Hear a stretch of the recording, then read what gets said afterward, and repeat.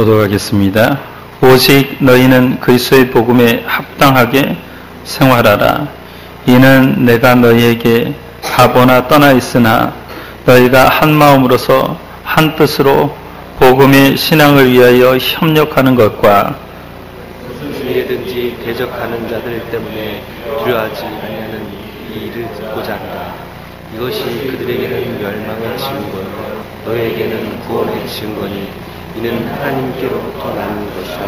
그리스도를 위하여 너희에게 은혜를 주신 것은 다만 그를 믿을 뿐 아니라 또한 그를 위하여 고난도 받게 하려 하심이라. 너희에게도 그와 같은 싸움이 있으니 너희가 내 안에서 본 바요 이제도 내 안에서 듣는 바니라. 아멘. 오늘 오후에 복음에 합당한 삶이라는 제목으로 말씀을 증거하겠습니다. 여러분, 복음이 예수 그리스도의 십자가와 부활을 이야기합니다. 그러니까 예수를 믿으면 십자가에서 죄가 사해지고요. 다시 주님 다시 오시는 그날 우리도 다시 살아난다라는 소망이 있습니다. 그러니까 복음은 좋은 소식입니다. 그리고 예수 믿는 사람들에게 풍성함을 가져다 줘요. 그런데 풍성함만 있느냐?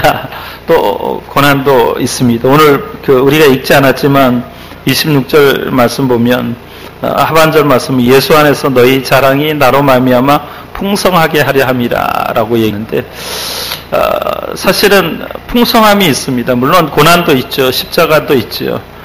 그러나 부모 입장이라면 하나님이 우리 아버지시잖아요. 아버지가 여러분들을 다 잘되게 하고 또 여러분에게 복 주시기를 원하고 여러분 인생길 가운데 고난이 있지만 그 넘어짐에서 다 일어나서 성공하기를 원하시는 것이 아버지 마음입니다. 그래서 아버지 마음이 우리에게 요구하는 것이 뭐냐면 복음에 합당하게 살라라고 요청하십니다. 우리가 하나님의 자녀이고 또 하나님의 사명자였는데 자녀고 사명자면 사명자답게 살아야 되고 자녀의 신분에 걸맞는 그런 행동을 해야 됩니다. 경남에 가면 유명한 미션 스쿨이 있습니다. 거창 고등학교가 있는데 그 거창 고등학교의 50회 졸업식 때 졸업생 한 명이 이런 답사를 해서 많은 사람들의 그 신금을 올려 주었다고 합니다. 뭐라고 얘기했냐면 거창고를 줄여서 거고라고 얘기하더니 거고인 건축가가 세운 다리는 무너지지 않고 거고인 농부가 키운 작물은 안심하고 먹을 수 있으며 거고인 의사는 사람의 목숨을 그 무엇보다 소중히 여긴다. 거고인 판사가 내린 판결은 믿을 수 있고 거고인 직공이 만든 옷은 단추가 잘 떨어지지 않으며 거고인 선생님에게는 안심하고 자녀를 맡길 수 있다. 거고인 기자는 거짓을 전하지 아니하며 거고인 역사가는 그 무엇보다 진실을 목말라 한다. 그리고 세상은 그거를 빛이요 소금이라 한다. 참 고등학교 3학년이 어떻게 이런 저는 예수 믿은 지 오래되었고 많은 공부를 했는데 이런 말 못할 것 같아요. 참 이런 답사를 제가 여러분 왜 우리 아이들에게 성경 읽게 하는 줄 알아요? 왜 예배에 참여하는 줄 알아요?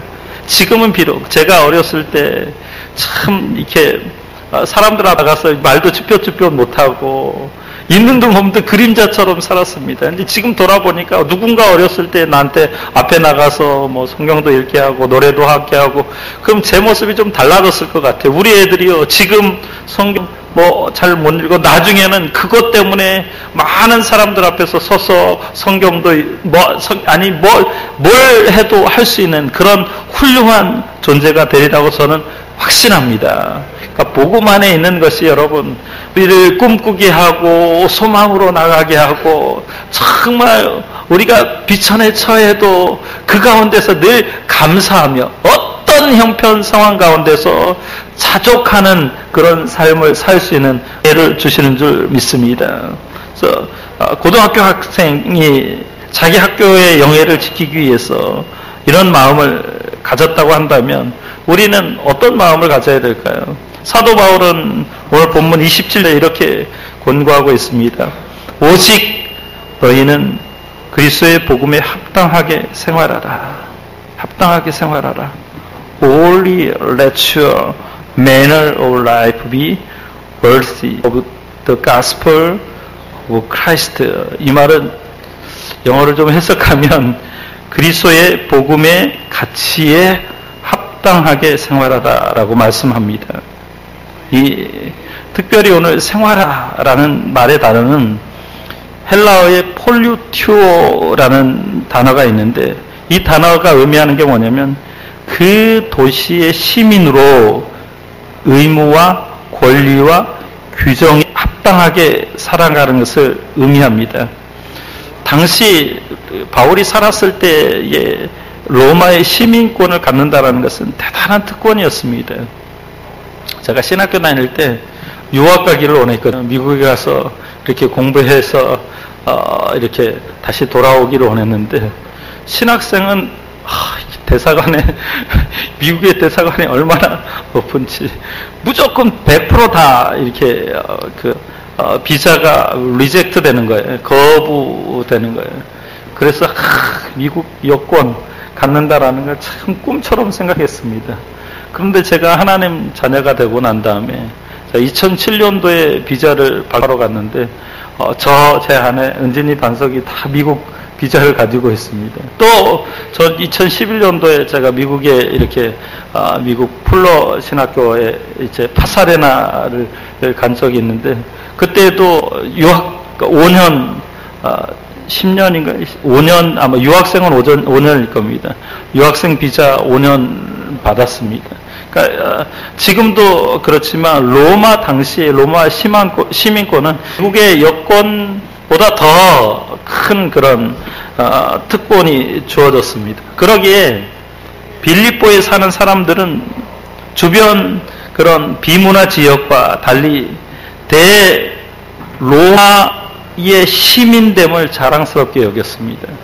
로마의 시민됨을 엄청나게 자랑스럽게 여겼습니다. 그러기에 그 품위에 합당하게 생활을 했는데 그들은 언어가 달랐어요. 고급 언어를 썼고요. 옷을 다른 옷을 입었고요. 또 태도가 다른 삶을 살았습니다.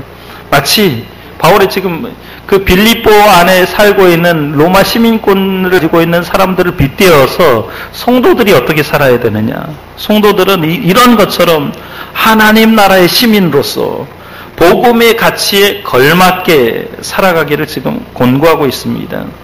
복음을 받은 사람다운 그런 합당한 삶, 그런 삶의 양식, 방법을 가지고 지금 살아가라고 바울이 지금 권고하고 있습니다. 그래야 여러분, 그래야 진정으로 이제 그리스도인들이 드러나게 되고요. 빛은 여러분 비춰져야지만 빛의 의미가 있고요. 소금은 여러분 스며들어야 돼. 스며들어야 돼. 그래서 예수님의 말씀 가운데 소금과 빛이 먼저예요. 그러니까 소금이 없이는 결코 빛이 될 수 없습니다. 소금은 완전히 다 여러분 배추김치를 하려고 해도 다 뿌려지면 스며드는 거 아니고 녹아 없어지는. 그러나 그 안에 본질을 드러내잖아요. 맛을 내잖아요. 그러니까 그리스도인들이 그런 삶을 살아가는 거예요. 그래서 이제 바울이 복음에 합당한 삶을 살아라는 것은 복음의 가치를 기억하면서 살아가는 거예요. 제가 예전에 이런 생각을 했습니다. 우리 아이들에게 여러분 1,000원짜리 주면 좋아해? 1,000원짜리 주면 10원짜리 주면 별로 안 좋아하죠. 얘들이 요새 1,000원짜리도 별로 안 좋아하는데 복음의 가치가 여러분 10원짜리, 1,000원짜리, 만원짜리 아니면 1,000만원짜리 아니면 한번 생각을 해보십시오. 얼마나 귀한 가치가 있는지. 하밖에 없는 독생자를 내어주신 가치입니다. 그 가치를 환산할 수 없습니다. 그분은 온 우주의 왕이십니다. 온 우주를 지으신 분입니다. 우리가 하여튼 강남 땅에 조금 땅 좀 있고 기업 좀 몇 개 가지고 있으면 의시되잖아요. 근데 이분은 모든 것을 다 가지셨습니다. 그리고 모든 것을 다 내어 주었지요. 그래서 우리는 사실은 여러분 어떤 가치 있냐면은 예수님을 여러분 10원짜리 10원을 주고 물건을 샀으면 그 10원짜리라고 하고요. 100원을 주고서 100원, 만원을 주고 샀으면 만원짜리, 10만원을 줬으면 10만원짜리, 100만원을 줬으면 100만원짜리. 예수님께서 예수님의 그 생명을 우리에게 줬어요. 그래서 우리는 예수님 짤이라는 값어치가 있는 겁니다. 그러니까 여러분 한 사람 한 사람을 살리시기 위하여서 생명을 바쳤습니다. 예수님께서.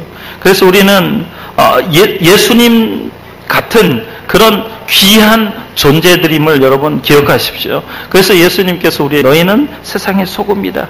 너희는 세상의 빛이다 라고 말씀하죠. 빛은 사실은 수용된 용어입니다. 그리고 소금은 당시 귀중한 그런 화폐나 월급의 용도로, 여러분 지금 매일 하는 걸 영어로 뭐라고 얘기해요? 셀러리라고 얘기하잖아요. 그 셀러리의 오온이 소금입니다.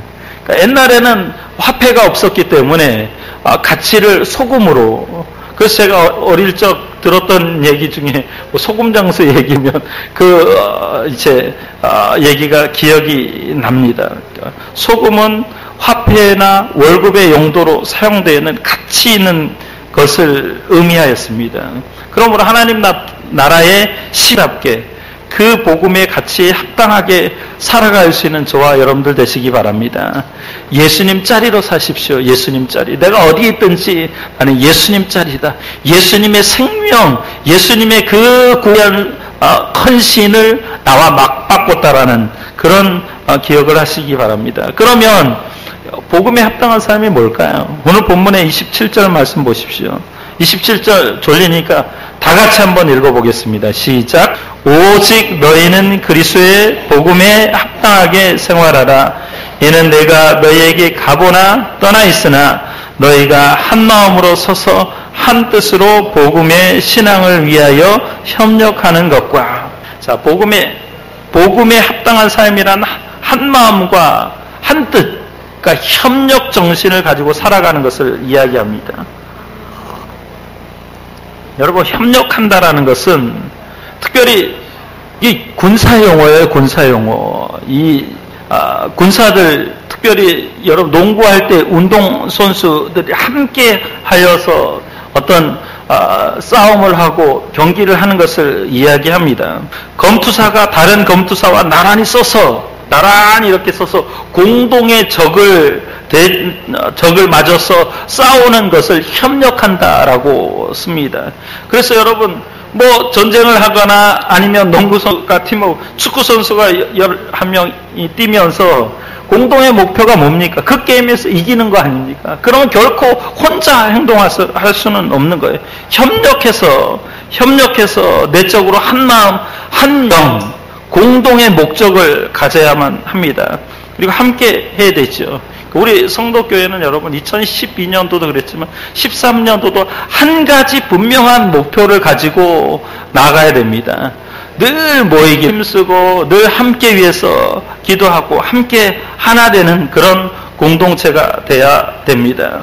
전쟁에서 로마 군사들은 특별히 옛날에 제가 300명이라는 그 영화를 봤던 적이 있는데 그 사람들은 참 정예병이더래요. 이 군사들 어깨와 어깨를 나란히 맞추어서 대형을 갖춥니다. 그리고 방패를 들고 굳게 서 있습니다. 그래서 시각적으로는 천하무적처럼 보여서 적들에게 공포감을 주고요. 승리하였습니다. 처럼 팀워크는 중요한 겁니다. 그래야만 승리할 수 있는 거죠. 하나가 될 때 복음의 영향력을 막가 끼칠 수 있습니다. 그러니까 우리는 결코 하나라는 거, 항상 협력해야 된다라는 그 정신이 저와 여러분 가운데 있기를 바랍니다. 세계의 최고봉 에베레스트를 정상을 정복한 사람이 누구냐면 1953년에 에드먼드 힐러리 경입니다. 근데 이 에드먼드 힐러리 경은 잘 알려져 있어요. 화려한 조명을 받았기 때문에 알려져 있어요. 그러나 여러분, 우리가 그 에드먼드 힐러리를 안내했고 짐꾼이었던 세르파 텐징이라는 사람은 잘 모릅니다. 사실 이 세르파 텐징에 지대한 협력이 있었기 때문에 정상을 정복할 수 있었습니다. 그래서 이제 힐러리 경은 그 후에 자기를 도왔던 세르파 종족들을 위해서 학교를 세우고요, 병원을 세우고 다리를 놓아주면서 약 50년을 보냈다고 해요. 우리나라 에베레스트 정복했던 지금 살아있는 분 계시죠? 네팔에 학교를 세운 분, 그분 이름이 갑자기 생각이 안 나는데 누굴까요? 예? 예, 맞습니다. 엄원기라는 분, 그분도 같이 여러 번 이제 히말라야를 오르면서 세르파들도 죽어나갔고요, 동료들도 죽어나갔고, 그래서 지금 네팔에 학교를 세우고 있습니다. 우리는 그렇게 같이 등장하지 않지만 우리 교회가 이제 앞으로 더 많이 부흥하고 성장하면 정말 네팔에뿐만 아니라 아시아에 여러 선교할 수 있는 그런 협력 기관이 되었으면 저는 하는 마음이 있습니다. 여러분들도 이 일에 힘쓰는 그런 은혜가 있기를 바랍니다. 두 번째는 복음에 합당한 삶은 협력 정신을 가지고 살아갈 뿐만 아니라 영적 용기를 가지고 살아가는 태도입니다. 오늘 28절 말씀 보십시오. 28절 우리 같이 한번 읽어보겠습니다. 시작. 아무 일에든지 대적하는 자들을 인하여 두려워하지 아니하는 이들을 듣고자 함이라. 예, 됐습니다. 여기까지는. 영적 용기. 여러분, 바울 당시에 바울을 대적하는 사람들이 있었습니다. 내적으로는 유대인들을 잡아 죽이려고 했고요. 그리고 또 외적으로는 다른 그런 어떤 이방인들이 바울을 죽이려고 했습니다. 그러니까 내적으로 외적으로 많은 그런 어려움이 있었죠. 그런데 두려워하지 않았다. 오늘 보면 두려워하지 아니하는 이들을 듣고자 함이라. 사도 바울은 지금 감옥에 있는데, 감옥에 있는 가운데 우리 같으면 어떤 생각이 들어요? 저는 감옥에 있다라는 그 삶의 상황, 저의 삶의 설정을 해보니까 아무것도 할 수 없다. 그 무기력함. 내가 여기서 뭐 할 수 있을까? 여러분 그런 생각이 들어요. 제가 우리 교회 안에 이렇게 혼자 있으면 무기력하게 내가 뭐 할 수 있을까? 아무것도 없는 것 같은데 내가 할 수 있는 것은 성도들을 위해서 기도하는 것 외에는 없다. 그런 생각 들 때가 많은 거예요. 부정적인 생각이 몰려오고 자꾸만 그러면 어떻게 되냐면 무너져 내리는 스스로를 발견할 수 있는데 바울은 그렇지 않아요. 바울은 감옥에 있든지 아니면 밖에 있든지 어디에서든 정말 영적인 그런 담력을 가지고 하나님 앞에 나아갔습니다. 담대한 마음이 어디서로부터 올까? 오늘 28절 말씀 하반절에 보면 이는 하나님께로부터 난 것이라. 이는 하나님께로부터 난 것이라. 여러분 이러한 담력을 저와 여러분이 갖는 그런 2013년도가 되시기를 예수 이름으로 축원합니다. 하나님께로부터 받는 담력. 하나님은 지혜가 무한하셔요. 하나님은 물질이 부유하셔요. 하나님 모든 것을 다 알고 계셔요. 전지하시고 전능하시고 무소부재하셔요. 없는 것이 없어요. 다 계셔요. 그런 하나님이 우리의 협력자예요. 그분이 우리를 알아주셔요. 그분이 우리를 도와주셔요. 그렇기 때문에 우리 못할 일 없는 줄 믿습니다. 그래서 바울은 이런 하나님께로부터 난 것이기 때문에 대적하는 자들을 인하여 두려워하지 아니한다 라고 고백하는 거예요. 두려움이 사라지는 것은 그 안에 사랑이 넘치는 거예요. 두려움은 스스로를 망하게 하는데 사랑 안에서는 그 두려움을 극복해 낼 줄 믿습니다. 하나님이 나를 알아주셔. 하나님이 나를 사랑하셔. 하나님이 나를 늘 기억하시는 존재. 그러니까 하나님이 우리 성도교회를 기억하는 줄 믿습니다. 성도교회에 속한 모든 성도들 한 사람 한 사람에게 항상 은혜 베풀어 주시기를 원하고 항상 잘 되기를 바라는 분이 하나님이신 줄 믿습니다. 그래서 우리는 능력을 가질 필요가 있어요. 그러니까 어떤 형편 가운데도 지금 바울 입장에서 볼 때는 감옥에 갇혀 있고 할 수 있는 게 없어요. 할 수 있는 게 없어요. 그럼에도 불구하고 그 안에서 그 놀라운 에베소서를 쓰잖아요. 그 놀라운 빌립보서를 쓰잖아요. 그래서 에베소, 빌립보, 또 골로새 많은 교회, 빌레몬 많은 교회 성도들에게 은혜를 끼치잖아요. 그들이 하나님 살아계셔, 하나님 다시 오시지, 하나님이 우리에게 새 힘을 주시지, 그 하나님을 믿으면 우리에게 못할 것 없다는 그 확신을 주는 거예요. 이런 담력이 우리 가운데 있기를 바랍니다. 또 한 가지 복음으로 합다. 복음이 뭐냐면 풍성한 것이기도 하면서 오늘 제가 얘기하고 싶은 본질은 뭐냐면 복음은 고난을 이기게 하는 힘이 됩니다. 여러분 믿습니까? 복음은 따라합시다. 복음은 고난을 특권으로 여긴다.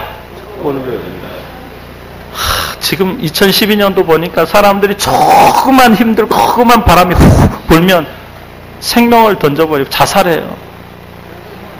여러분 예수 믿는다라는 게 얼마나 큰 위로가 되는, 예수를 믿으면요 잘 나갈 때는 교만하잖아요. 정말 힘들고 어려울 때는 주님께 기도하면서 하나님이 내게 힘주시는. 그래서 여러분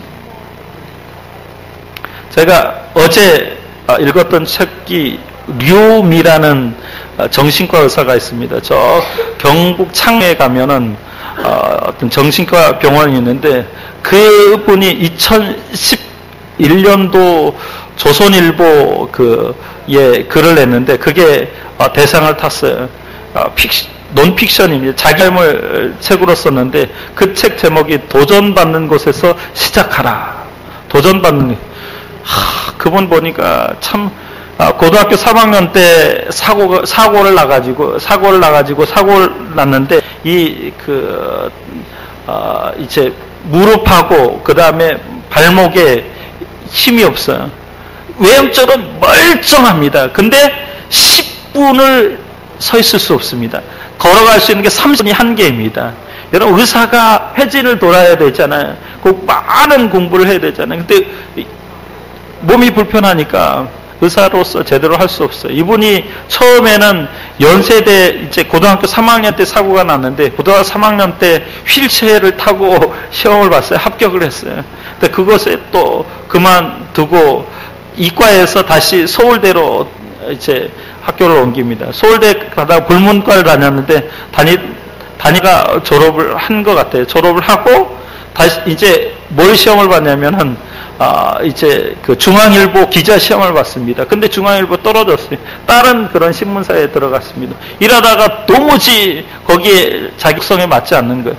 그래서 이제 의사 시험을 보는데 카톨릭 대학 처음에는 의대 시험 보는데 떨어졌습니다. 떨어져가지고 더 이상 어떻게 할 수가 없어서 편입시험을 봐가지고 어떻게 해서 의대에 갔는데 잘 마치기도 힘들었고 또 엄청나게 힘들게 인턴을 하고 레지던트를 하고 이제 그가 정신과 의사 된. 근데 그 과정을 보니까 엄청 많은 고난이 있었던. 그 고난을 한 걸음 한 걸음 다.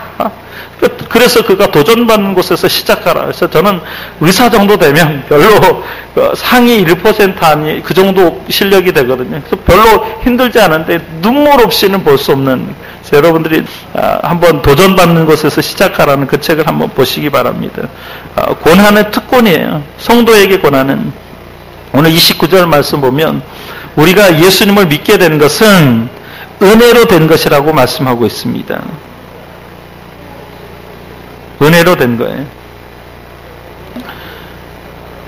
그래서 우리가 그리스도를 믿는 것은 특권일 뿐만 아니라 또 뭐라고 얘기하냐면 그리스도를 위하여 고난을 당하는 것도 특권이라고 얘기해요. 우리 가운데 고난이 있습니다, 여러분.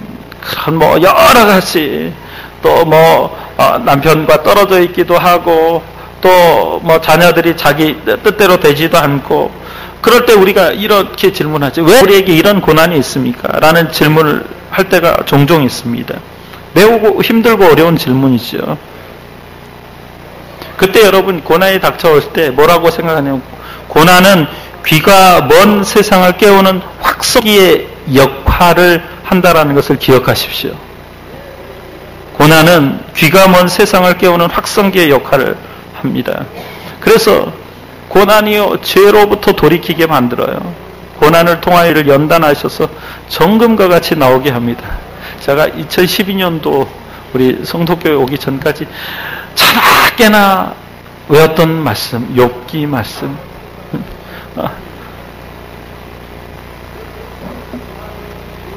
베드로 전서 1장 7절에도 너의 믿음의 시련이 불로 연단하여도 없어질 금보다 더 귀하여 예수 그리스도가 나타나실 때 칭찬과 영광과 존귀를 얻게 하신다. 한번 생각해보세요. 여러분 과일을 더 풍성하게 열리기 위해서 농부가 하는 게 뭐예요? 봄에 가지치기를 해요. 나무 입장에서 볼 때는 가지가 잘라지는 아픔이죠. 더 풍성하기 위해서 연단의 고난이 따른 겁니다.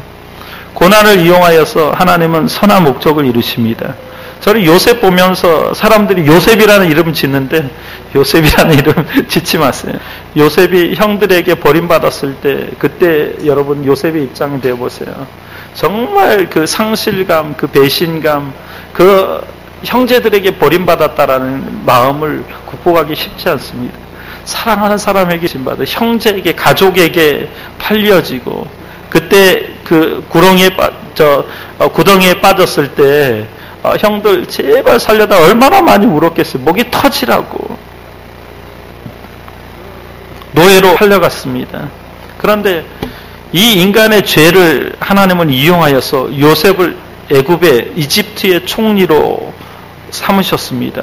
뿐만 아니라 그리고 이집트에서 고난받는 이스라엘 백성을 구출하는 구원의 역사를 써나갔잖아요. 고난은 잠깐인 줄 믿습니다.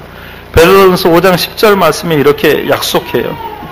모든 은혜의 하나님 곧 그리스도 안에서 너희를 부르사 자기의 영원한 영광에 들어가게 하신 이가 잠깐 고난을 당한 너희를 친히 온전하게 하시며 굳건하게 하시며 강하게 하시며 터를 견고하게 하시리라 라고 말씀합니다. 로마서 8장 10절 보면 생각건대 현재의 고난은 장차 나타날 영광에 좋게 비교할 수 없도다라고 말씀합니다. 그러므로 낙심하지 마시기 바랍니다. 고난 속에 하나님의 놀라운 신비가 심겨져 있는 줄 믿습니다. 고난 가운데 하나님의 은혜가 있습니다. 어쩌면 우리가 주님 오시는 재림의 그때까지 고난을 견뎌야 됩니다. 그 고난은 하나님의 변장된 축복입니다. 제가 레미제라블 얘기했잖아요. 장발장이 19년 동안 빵 한 조각 자기 조카가 굶는 것 때문에 조카가 여러 명 있었는데 그 조카를 위해서 빵 한 조각 훔쳤는데 그게 5년형을 선고받잖아요. 그래서 5년 되기 전에 4년 뒤에 그가 호신탐탐 노렸습니다. 그래서 여러 번 탈출할 때마다 붙잡혀서 19년 동안 그는 죄의 노예가 됩니다. 세상에 나와보니까 그 통행증이 뭐냐면 죄수라는, 그가 가는 곳곳마다 주홍구 씨가 있는 것이요. 어느 누구도 음식도 주지 않습니다. 어느 누구도 그를 먹여주고 재워주지 않습니다. 그 고난이 있었어요. 그리고 신부를 만나잖아요. 저는 그 신부가 하나님의 아들 예수 그리스도라고 생각합니다. 그래서 그가 새롭게 되잖아요. 새롭게 되니까 그 고난이 오히려 아파하는 사람들의 그 아픔을 공감할 수 있잖아요. 동정할 수 있잖아요. 그들을 위해서 인생을 살아가잖아요. 그러니까 우리에게 여러분 어쩌면 여러분이 알 수 없는 그런 많은 힘든 부들, 고난들, 그 모든 것들이 하나님께서 나에게 주신 특권이라고 생각하고 그 특권을 즐기시기 바랍니다. 이왕 힘든 삶이라면 그것을 즐기십시오. 그래서 오늘 여러분이 당하는 모든 어려움도 믿음의 눈으로 바라볼 때 이것은 나의 특권이다. 나에게 주신 은혜다. 합력하여 선을 이룬다. 더 크게 사용하기 위한 훈련의 과정이다. 라고 고백하는 저와 여러분들 되시기 바랍니다. 이게 저에게만 있는 게 아니에요. 며칠 전에 저는 TV에 보니까 땡이랑 이상한 해민스님, 그 다음에 박찬호, 차인표, 이 세 사람 어울리지 않는 세 사람이 모여서 여행 가면서 했던 이야기들이 있어요. 눈물을 흘리면서 그들에게도 외로움이 있었어요. 해민스님은 이제 미국에서 하버드를 공부했는데 그때 보니까 너무 처절하게 외로운 거예요. 외로워서 트위터에 글을 올렸는데 팔로워들이 뭐 수십만. 근데 그들에게 한마디 뭐 던졌던 그 말은 자기가 자기 자신에게 위로했던 말이라고 얘기하더라고요. 박찬호도 우리가 볼 때는 엄청난 성공한 사람이 은퇴 후에 멘붕을 경험했다고요. 2012년도 언어 중에 여러분 멘붕이 뭔지 멘탈 붕괴. 그러니까 정말 화려했던 사람이 자기의 어떤 직을 떠나게 되면 더 이상 뭘 해야 될지 모르는 거예요. 각자의 그런 어떤 아픔과 고난들 그것을 이겼을 때 박찬호가 뭔 얘기했냐면 마운드에 섰을 때 여러 가지 생각이 든대. 마운드에 지금 1루에 있는 사람, 2루에 있는 3루에 사람이 볼을 치면 안타가 되면 점수를 그때 딱 한 가지만 생각 안 하는데 아무 판단을 잠시 정지하고 오직 앞에 있는 타자만 생각을 하게 됩니다. 그래서 그것을 그 모든 상황을 다 잊어버리고 앞에 있는 타자를 향해서 볼을 던졌을 때 자기는 큰 메이저리그에서 족적을 남길 수 있는 그런 선수가 되었다라고 얘기하면서 그뿐만 아니라 또 고난도 엄청 많이 받았다. 고난 때로는 먹튀라는 그런 별명도 입었다고 하더라고요. 사랑하는 성도 여러분, 우리가 2012년도 마치면서 어떨 때는 두려움이 있을 겁니다. 그러나 주님이 우리와 동행한다라는 사실을 저는 믿습니다. 그러기에 결코 두려움이 우리를 넘어뜨릴 수 없습니다. 어디에 있든지 우리가 주님의 좋은 협력자가 되기를 바라고 복음 사역의 좋은 동역자가 될 수 있기를 바랍니다. 그리고 고난 그것 특권이라고 여기십시오. 복음에 향한 삶은 좁은 길을 묵묵히 걸어가는 그런 성도님 되시기를 예수 이름으로 축원합니다. 언젠가 하나님이 우리를 반드시 높여주실 그날이 있기 때문에 여러분 2012년도 잘 마무리하고 2013년 한 해 승리의 길을 걸어가는 저와 여러분들 되시기 바랍니다. 기도하겠습니다.